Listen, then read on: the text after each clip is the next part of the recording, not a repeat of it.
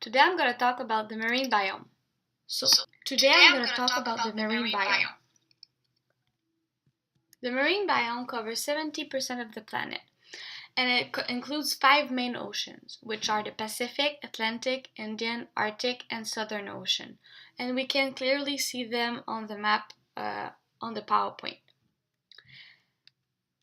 When we think of the marine biome, we usually refers to fish, to like any sea animals or corals, but because it is so big, like I said, it covers 70% of the earth, we sometimes forget that sometimes in the ocean there's actually like almost nothing, like the picture on the right.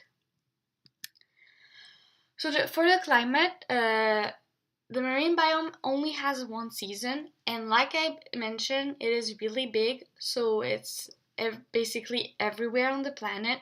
So on each ocean, the temperature is different, and then the average is 39 degrees Fahrenheit, and it's naturally colder at both pole and, for example, the South Pole. And then as you approach the equator, the water is warmer.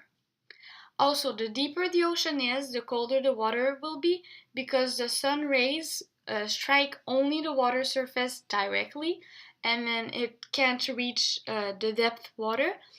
And that's also why the ocean, as you go down, is going to be a deeper blue. Due to ocean currents, the weather of the marine biome is really harsh, and those ocean currents can even create massive hurricanes and typhoons.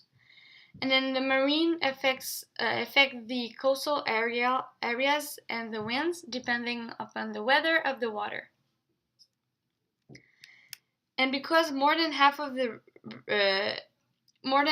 rain that falls on the planet fall on the in the ocean, because it covers 70% of the planet, and then the average precipitation is around 60 and 250 inches.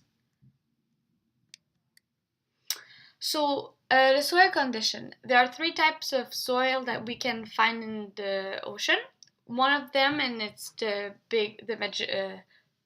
one that have the most place in the ocean, is calcareous zone, and covers 48% of the ocean floor, and is mostly made of tiny organisms living in the ocean.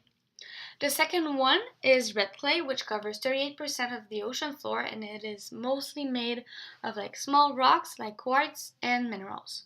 And then the last one is the siliceous ose, which is the least common soil, and it is composed of plankton and debris.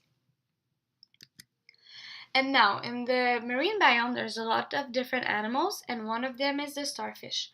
And it's mainly found in the Pacific, Atlantic, and Arctic Ocean. Its main food sources are oysters, planktons, and clams. And it has a calcareous skin for regeneration and protection. So like we can see on the picture, there's like little white bumps, and these are safe. These are made for their own protection. Another animal that we can find is the tiger sharks. They live near coastlines in the tropical and subtropical water. They eat marine mammals, seabirds, crustaceans, and mollusks. And they will use their sharp teeth to eat the prey. And then the last one, but the most iconic one, is the clownfish. The clownfish are omnivore, which means that they eat meat and plants, such as algae and worms. And they live within the tentacles of a variety of venomous animals, and I will later explain how they both help each other. And then for plants, they are kelp, which its leaves are gray-brown blade that grows 50 feet long and can grow up to 100 feet. So we can see on the picture that they are really, really long. Another one is the green algae, which represent the most popular one in the marine plants. And then the chlorophyll contains in these plants will give their bright green color. Another one is the turtle and manatee grass, and they will provide habitats for many fish or even for food. So we can see on the left the turtle grass, and then on the right the manatee grass. And now for animal adaptation. Which one of them is really popular between the clownfish and then the anemone. And then basically, the clownfish is covered with mucus, and that will protect the fish from the anemone poison, which is served to kill other fish and eat them. And the relationship provides the common clownfish with some protection from predation by other fishes, and in return, the common clownfish removes parasites and chases away species they may try to eat its host anemone. Another one is the anglerfish. So these type of fish have a light on their head, and this light is served for to attract prey, and then this way the anglerfish can eat them.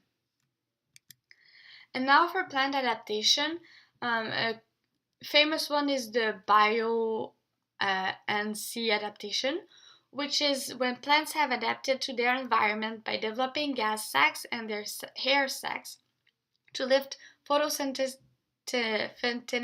surface toward the surface of water to collect sunlight. And this is crucial in deep ocean because, like I mentioned in the beginning, there's not a lot of sun that goes deep in the depth of the ocean.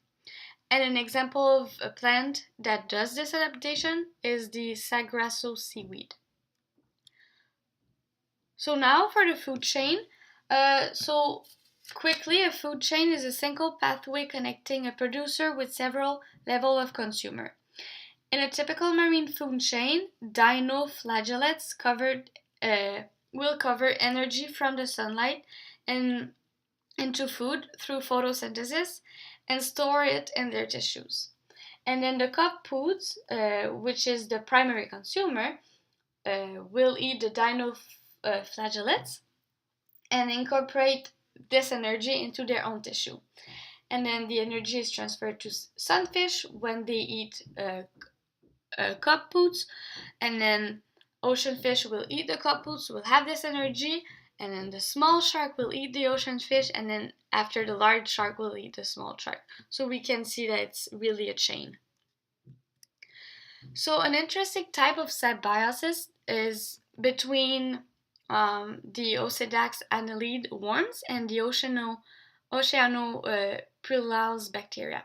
So basically, the worms have root-like structure that they use to burrow into bones and of dead animals on the seafloor, as well specialized tissue that house symbiotic bacteria.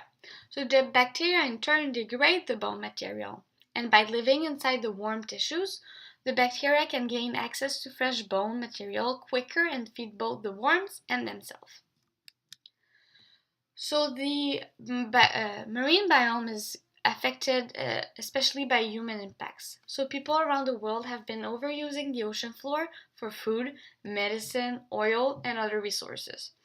And this high demand is damaging the ecosystems. So the unsustainable fishing practice, including poisoning and dynamiting of coral reef, overfishing of popular species, are all ways that they can make the problem worse. And now another one is pollution. So pollutants such as fertilizer and household products that are put down the drain and eventually make their way to the ocean. And then once they're in the ocean, they affect the ecosystem and can harm the sea life. Another pollutant is the plastic, because what happens is when plastic gets in the ocean, usually the fish or any sea creature will eat it, and then that can eventually lead them for their death.